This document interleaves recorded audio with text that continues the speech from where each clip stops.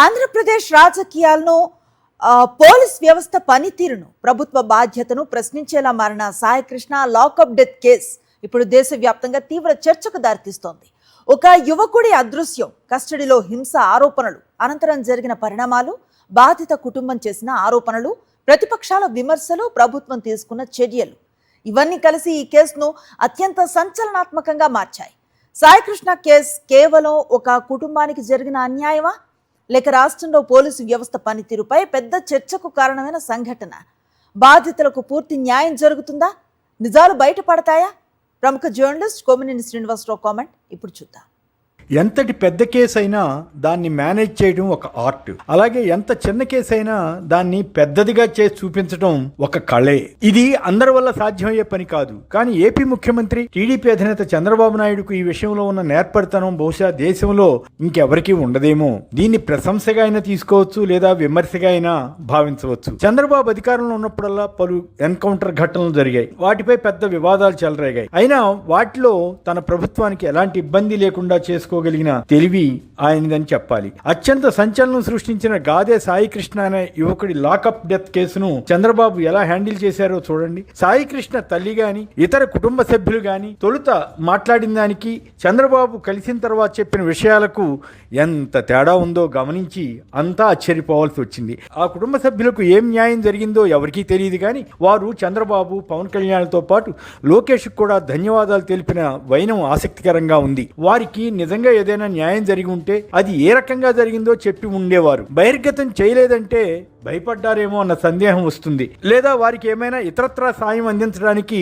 అవగాహన కుదిరిందేమో అన్న సంశయం కలుగుతుంది. మాజీ మంత్రి వైఎస్ఆర్ కాంగ్రెస్ సీనియర్ నేత అంబటి రాంబాబు దీనిపై వ్యాఖ్యానిస్తూ సాయికృష్ణ కుటుంబాన్ని మాయ చేసి ఉండవచ్చని, అయినా తాము ఈ కేసుపై పోరాటం ఆపబోమని అన్నారు. జై భీమ్ పార్టీ అధ్యక్షుడు జడా శ్రావణ్ కుమార్ మరింత గట్టిగా మాట్లాడుతూ సాయికృష్ణ కుటుంబం ఈ కేసులో రాజీ పడినా తాము వెనక్కి తగ్గబోమని, ఈ హత్య ఏపీ సమాజంపై జరిగిన దాడిగా తాము పరిగణించి ప్రజా ప్రయోజన వ్యాజ్యం వేస్తామని తెలిపారు. అంతేకాక ఆ కేసులో ఎవరెవరి ప్రమేయం ఉండే అవకాశం ఉందో తెలుపుతూ పలు సంచలన విషయాలను శ్రవణ్ వెల్లడించారు. ఎల్లో మీడియా గాని, టీడీపీ పక్షాన ప్రచారం చేసే డిజిటల్ మీడియా గాని తొలుత సాయికృష్ణ పైన, ఆయన కుటుంబాన్ని పరామర్శించిన జగన్, వైసీపీ నేతల పైన అడ్డగోలుగా ప్రచారం చేశాయి. ఆ కుటుంబాన్ని కలవడం ద్వారా జగన్ చాలా పెద్ద తప్పు చేశారని, రౌడీ షీటర్ కుటుంబాన్ని కలుస్తారా అని టీడీపీ నేతలు దూషించారు. సాయి తల్లిని పరామర్శించి జగన్ ధైర్యం చెప్పాక పరిస్థితి తీవ్రతను గమనించిన చంద్రబాబు వ్యూహాత్మకంగా ఆమెను, ఇతర కుటుంబ సభ్యులను తన వద్దకు పిలిపించుకుని మాట్లాడి వారికి న్యాయం చేస్తామని చెప్పారు. ఆ తర్వాత ఈ కుటుంబ సభ్యుల స్వరం మారింది. ఈ ఉదంతంతో ఎల్లో మీడియా పరువు పోయినట్లయింది. చంద్రబాబు భేటీ తర్వాత ఎల్లో మీడియా ఫ్లేట్ ఫిరాయించింది. చంద్రబాబు ఎందుకు ఇంత కంగారు పడి ఆ కుటుంబ సభ్యులను పిలిపించుకుని మాట్లాడారన్న దానిపై రకరకాల అభిప్రాయాలు వ్యక్తమవుతున్నాయి. ముఖ్యంగా ఈ కేసు కేవలం సిఐ నాగరాజుకే పరిమితం కాదని, ఆ పై ఉన్న అధికారులకు, ప్రభుత్వంలో కీలకమైన పదవుల్లో ఉన్న వారికి కూడా చుట్టుకునే అవకాశం ఉందన్న భావనతో చంద్రబాబు ఈ జాగ్రత్త తీసుకుని ఉండవచ్చు. సాయి కుటుంబం వారు జనసేన పార్టీ వారని, కాపు సామాజిక వర్గం వారని వెల్లడైంది. ఇటీవలి కాలంలో పలు ఘటనల్లో కాపు వర్గానికి చెందిన వారు కూడా ఇబ్బంది పడుతుండడం ప్రభుత్వానికి తీవ్ర నష్టం చేస్తోంది. ఈ నేపథ్యంలో సాయికృష్ణ కుటుంబ సభ్యులను తమ వైపుకు తిప్పుకుంటే మొత్తం కేసు బలహీన పడిపోవచ్చని అనుకుని ఉండవచ్చని అంటున్నారు. ఈ కేసు బహిర్గతమైన తర్వాత ఏపీలో పలు ఇతర పోలీస్ స్టేషన్లో ఇలాంటి లాకప్ హింసలు, పోలీసుల వేధింపులు తాళలేక ఆత్మహత్య చేసుకున్న ఘటన మరిన్ని వెలుగులోకి రావడం కూడా ఆందోళన కలిగించి ఉండవచ్చు.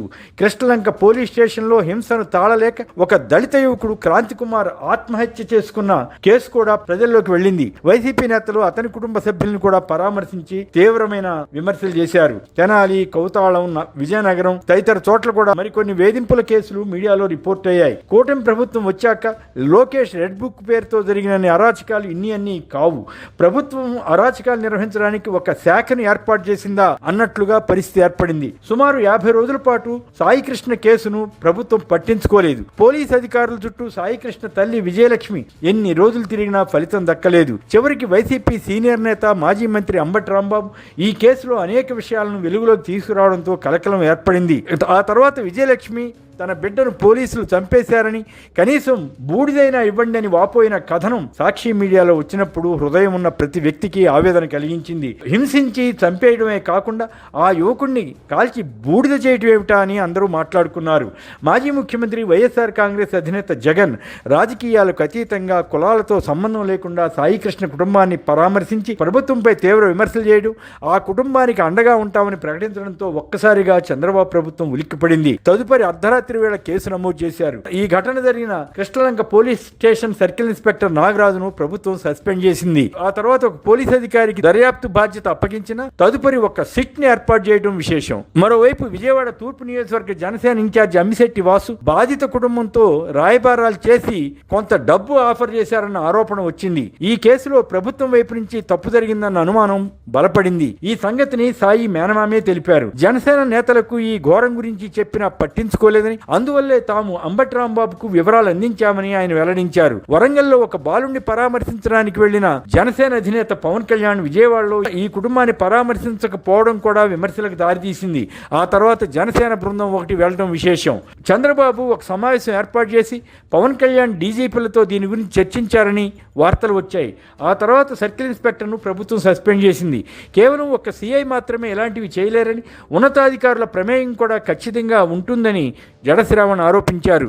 ఈ మొత్తం వ్యవహారం ప్రభుత్వంలోని పెద్దలకు కూడా ముందే తెలుసునని వాటిని బయట పెడతానని ఆయన అన్నారు. సాయి కృష్ణను మార్కాపురం నుంచి విజయవాడ సిపి ఆధ్వర్యంలో ఉండే టాస్క్ ఫోర్స్ పోలీసులు తీసుకురావడం, కృష్ణలంక పోలీస్ స్టేషన్లోనూ తదుపరి ఒక ప్రైవేట్ హోటల్లోనూ పెట్టి తీవ్రంగా హింసించడం, చివరికి ఖాళీ గోళ్లు పీకారన్న ఆరోపణ రావడం, గాయపడ్డ అతన్ని ఆసుపత్రికి తీసుకెళ్లడం, ప్రాణం కోల్పోయిన సాయి కృష్ణను బస్టాండ్లో అనాథ శవంగా చూపే ప్రయత్నం చేసి ఆ తర్వాత శ్మశాన వాటికలో దహనం చేయడం వంటి ఘట్టాలను జడశ్రావణ్ పోసగుచ్చినట్లు వివరించారు. కాగా తన కుమారుణ్ణి పోలీసులు పొట్టన పెట్టుకున్నారని ఆరోపించి పలు ప్రశ్నలు వేసిన సాయి కృష్ణ తల్లి, ఆమె సోదరులు శుక్రవారం నాడు చంద్రబాబును కలిసిన తర్వాత తమకు న్యాయం చేస్తామని చంద్రబాబు హామీ ఇచ్చారని అంటూ ఆయన వంటి మహోన్నత వ్యక్తి పవన్ కళ్యాణ్, లోకేష్ వంటి నాయకులు తమకు న్యాయం చేసి చూపించి ప్రభుత్వ పాలన సరిగా ఉందని చాటారని మేనమామ నవరంగ్ అనడం పలు సందేహాలకు తావిచ్చింది. ప్రభుత్వం అంత గొప్పగా పనిచేసి ఉంటే ఒక రోజు ముందు ఇదే నవరంగ్ తమను ఎవరు పట్టించుకోలేదని ఎందుకు విమర్శించారో తెలియదు. ఈ కేసులో వారికి ఎలాంటి న్యాయం జరిగిందో క్లారిటీగా సాయి కుటుంబ సభ్యులు చెప్పలేదు, ప్రభుత్వం వివరణ ఇవ్వలేదు. చంద్రబాబు 18 ఏళ్ల పాలన కాలంలో ఇలాంటి ఘటనలు పలు జరిగాయి.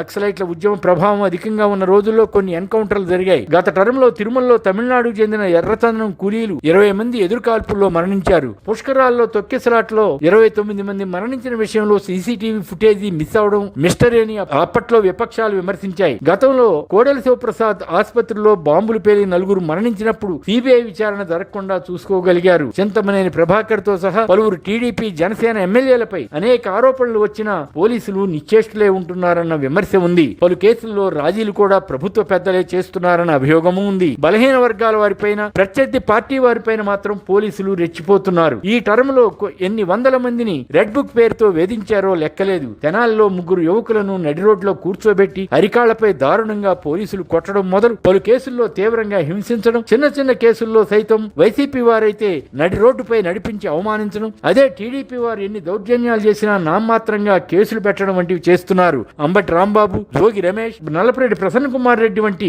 మాజీ మంత్రుల ఇళ్లపై గంటల తరబడి టీడీపీ క్యాడర్ దాడి చేస్తే మాత్రం పోలీసులు చూసి చూడనట్లు వ్యవహరించారు. దీంతో ఏపీలో పోలీసు రాజ్యం ప్రజలను ఎలా పీడిస్తోందో వివరిస్తూ జగన్ దేశం అంతటికీ తెలియజేసే యత్నం చేశారు. చంద్రబాబు ఎంత మేనేజ్మెంట్ నేర్పరైనా, ఎన్ని కేసుల్లో ప్రభుత్వ తప్పిదాలను కప్పిపుచ్చినా ఈ సాంకేతిక యుగంలో అన్నీ తెలిసిపోతున్నాయి. చరిత్రలో ఇదో చీకటి అధ్యాయంగా మిగిలిపోతుందన్న సంగతి ఆయన ఎంత త్వరగా గ్రహిస్తే అంత మంచిది. మరిన్ని అప్డేట్స్ కోసం ఛానల్ ను సబ్స్క్రైబ్ చేయండి. నోటిఫికేషన్స్ కోసం బెల్ ఐకాన్ పై క్లిక్ చేయండి.